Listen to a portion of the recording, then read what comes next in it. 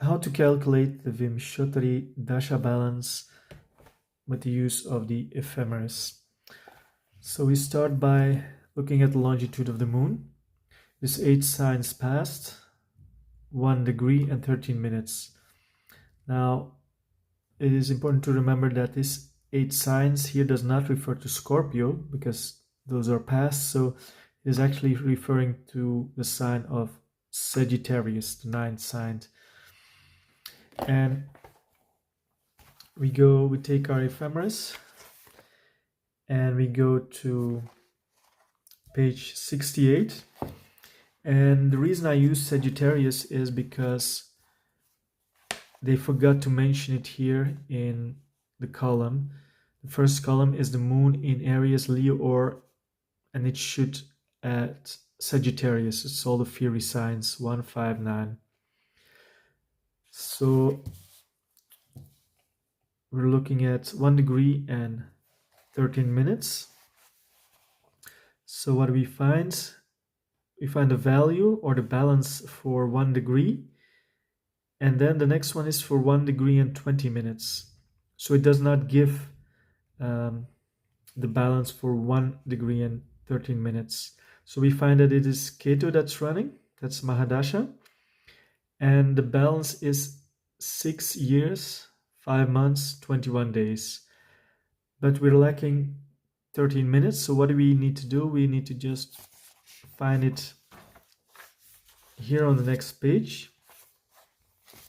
So we go to Ketu, because that's the running Mahadasha.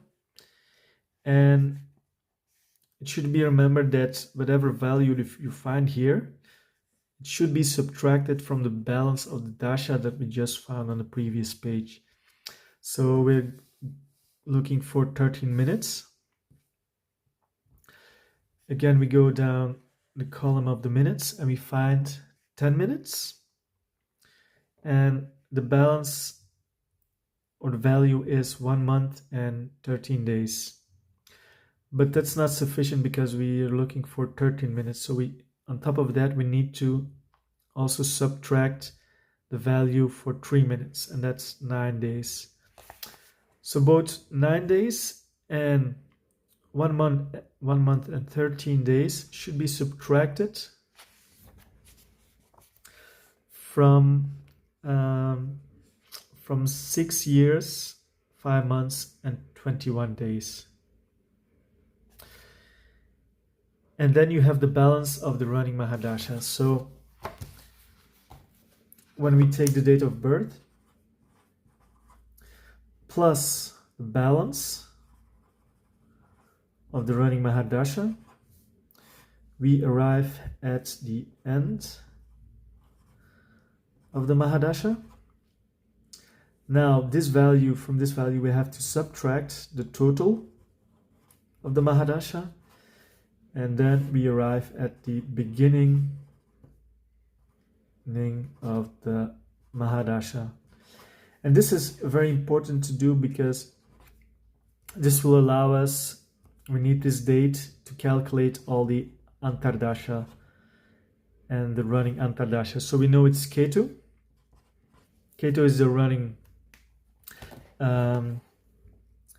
Mahadasha. So from the beginning of the Mahadasha, we should add,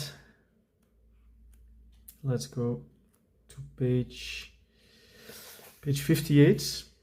You can find the Mahadashas and the Antardashas. So the Mahadasha that was running was Ketu, and from the start of Ketu, we add all the values to find the end of all the Antardashas.